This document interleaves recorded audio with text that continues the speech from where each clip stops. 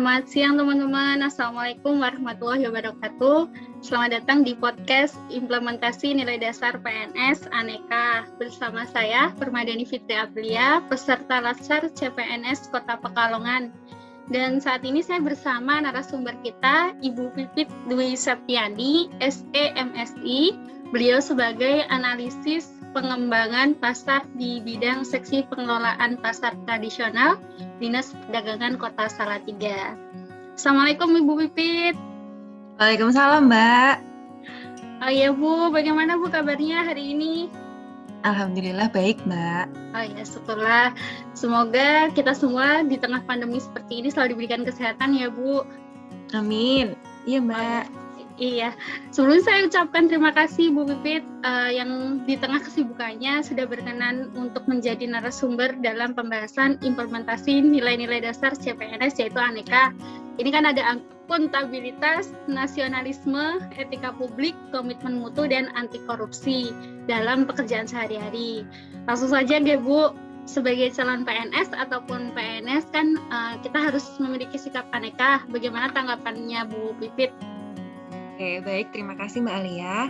Karena begini, untuk dapat mewujudkan fungsi aparatur sipil negara atau ASN sebagai pelaksana kebijakan publik, pelayanan publik, serta perekat dan pemersatu bangsa, maka diperlukan ASN yang profesional, kompeten, dan berintegritas yang berkarakter, yaitu Aneka. Oh gitu. Ya Bu, lalu bagaimana ya Bu cara untuk mengimplementasikan sikap Aneka dalam pekerjaan sehari-hari? Karena kan yang sudah kita ketahui ASN itu kan langsung berhadapan dengan masyarakat nih, gimana? Ya, Mbak Alia, yang sudah disebutkan Mbak Alia tadi yaitu Aneka yang terdiri dari akuntabilitas, nasionalisme, etika publik, komitmen mutu, dan anti korupsi. Dalam melaksanakan pekerjaan sehari-harinya dalam hubungannya dengan Aneka, yaitu membentuk sebuah tanggung jawab ataupun disiplin kerja kepada para ASN sesuai dengan tupoksinya. Kami atau kita harus memiliki integritas dalam pekerjaan dan mematuhi semua hukum yang berlaku, undang-undang, kontrak, kebijakan, dan peraturan yang berlaku. Jadi, baik masyarakat maupun stakeholder juga bisa percaya kepada kita sebagai pelayan publik. Kemudian dalam rangka melaksanakan tanggung jawab atau disiplin kerja tugas sehari-hari, kita juga harus mengedepankan rasa nasionalisme. Kalau di Salatiga misalnya dengan melestarikan kebudayaan asli daerah. Kemudian kita bisa berkunjung ke tempat wisata yang ada di Kota Salatiga atau dengan melakukan wisata kuliner asli daerah. Di Salatiga banyak sekali kuliner yang bisa kita nikmati. Salah satunya adalah Ting-Ting Gepuk Mbak Alia. Ini adalah salah satu jajanan khas dari Kota Salatiga. Dengan membeli jajanan di Kota Salatiga, kita sama saja dengan melestarikan pasar tradisional. Namun saat kita mengunjungi pasar-pasar tradisional, jangan lupa untuk tetap menerapkan protokol kesehatan. Ya Bu, benar sekali. Apalagi kalau di tengah pandemi seperti ini, kan ya Bu, memang harus tetap menjaga protokol kesehatan. Kalau kaitannya dengan komitmen mutu bagaimana Bu dalam pekerjaan sehari-hari? Kalau terkait dengan komitmen melaksanakan tugas sehari-hari, kami selalu memiliki komitmen akan memberikan pelayanan yang terbaik. Misalnya dalam rangka pelayanan kepada pedagang yang membutuhkan sarana dan prasarana.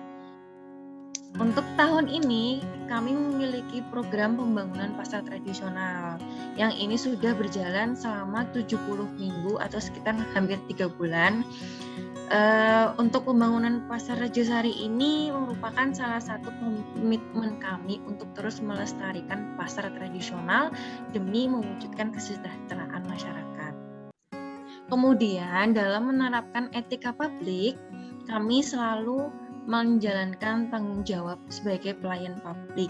Kami sebagai pelayan publik seharusnya memberikan layanan kepada publik secara jujur, tanggap, cepat, akurat, berdaya guna, berhasil guna, dan juga harus santun.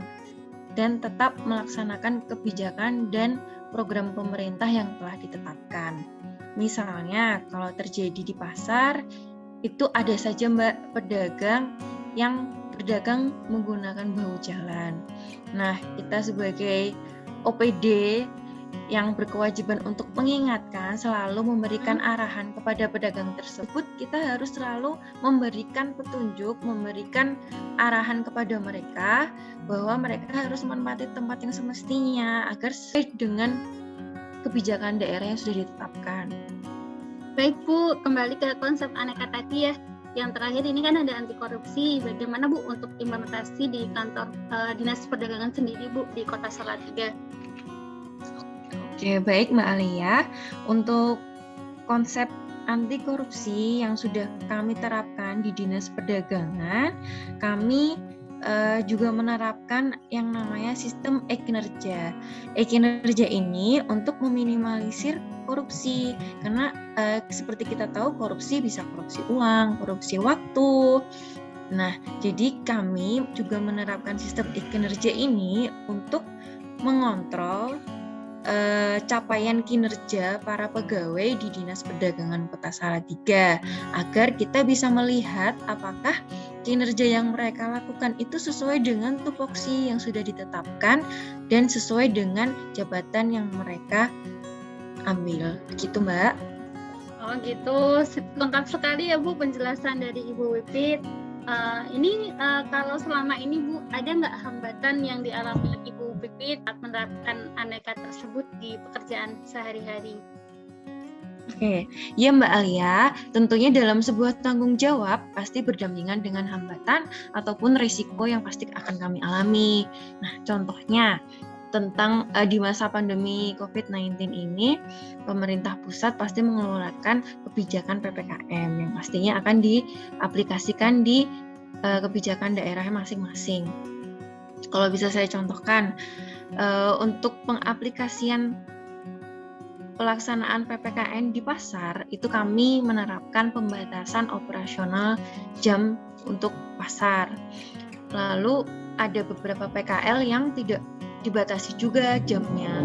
Nah, penerapan seperti itu banyak sekali para pedagang atau pemilik ruko yang tidak setuju dengan batasan-batasan tersebut. Nah, kita sering dipojokkan dengan banyaknya pertanyaan-pertanyaan yang kemungkinan memang mereka kurang paham saja terhadap kebijakan pembatasan mobilitas ini.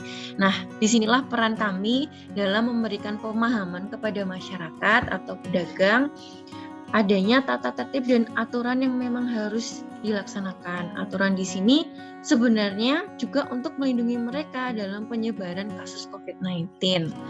Untuk itu kami sering melakukan sosialisasi ataupun melalui surat-surat edaran yang langsung ditujukan kepada para pedagang. Begitu Mbak Alia. Wah, begitu ya Bu ya. Jadi sosialisasi sendiri juga faktor penting ya Bu buat penerapan kebijakan tersebut.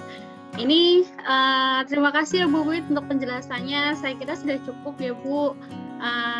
Untuk pertanyaan terakhir Bu, ada nggak Bu pesan-pesan buat kami para PNS muda dalam upaya mengamalkan nilai-nilai aneka?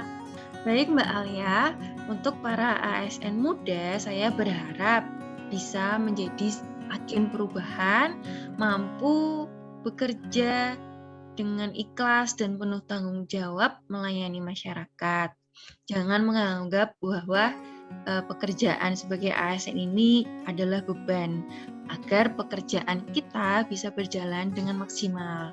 Saya doakan semoga Mbak Alia dan kawan-kawan ASN muda bisa sukses selalu, bisa mengimplementasikan konsep aneka tadi dalam kehidupan sehari-hari.